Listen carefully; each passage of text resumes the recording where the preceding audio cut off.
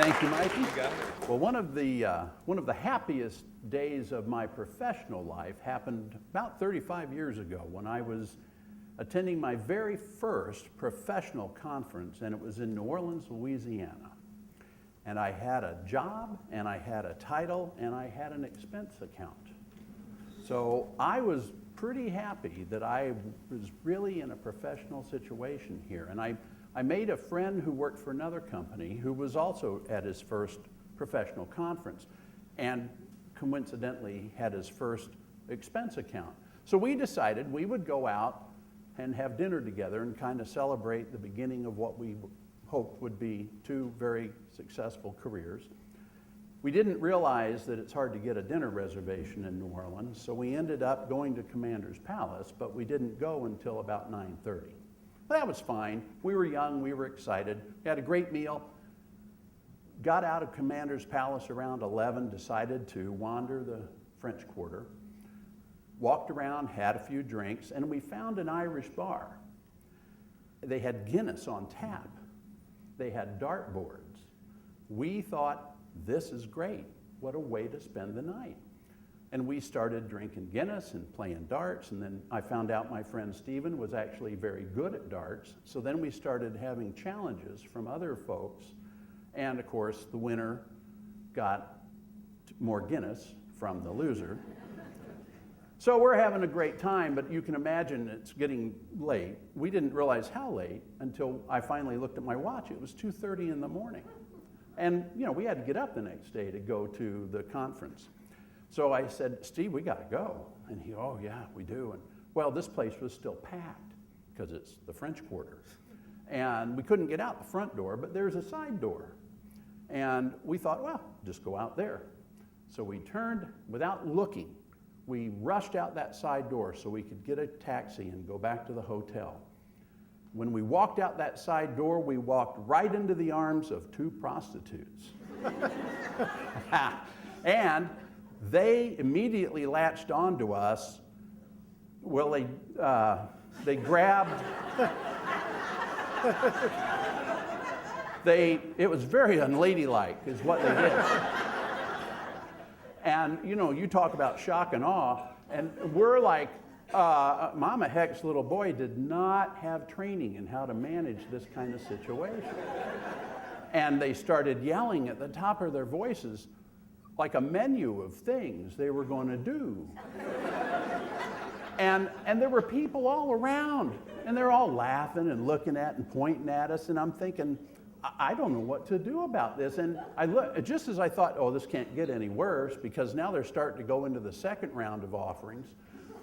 I look up the street, and here come two really rough-looking guys. And they looked at me, and I looked at them, and I thought, uh-oh, this is like a coordinated effort here. And Steve and I are still just disabled, totally disabled, unable to figure out what to do. And at that moment, a taxi cab, just a regular New Orleans cab, screeched to a halt at the curb. The back door opened, and a voice yelled, "Get in!" Well, Steve needed no further instruction. He dove into that taxi, and I thought, well, I'm not staying here by myself, even though I was risking future children by just jumping. I broke loose, jumped into the back of that cab, slammed the door, and these ladies are still yelling what their plans are and prices, and we decided, okay, this is crazy, thank God. The cab pulls away, I sit back, I look around, and I realize this is the most unusual taxi I've ever seen. There were voodoo dolls in the front and the back. There were talismans. There was fringe around the inside of the taxi, and hanging from the rear view mirror was a pair of what I assume were crow's feet. Then I looked at the driver. Big knit cap with Jamaican colors, stuffed full of dreadlocks, about a 4 or 5 day growth of gray beard. And he looked in the rear view mirror, and we made eye contact. And all I could see was his eyes framed by the rear view mirror.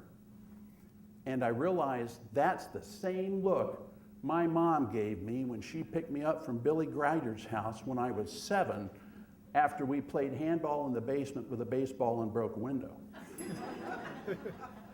And we looked at him and I realized, I'm going back to being 7. The voodoo kicked in. And that's what happened. He looked in the mirror and he said, "What are you doing, Mon?"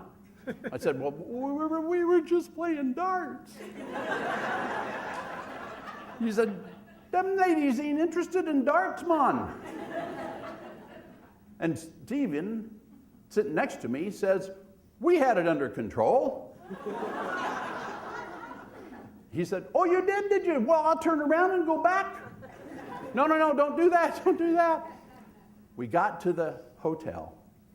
The fare was only $4. I handed him a 20 and I said, "Keep the change." And he said, "I will, Mon." We got out, he drove off, the spell of voodoo fell away, and as I walked into the lobby of the Marriott, I thought about what could have happened and what happened and realized this is one of the happiest days of my life.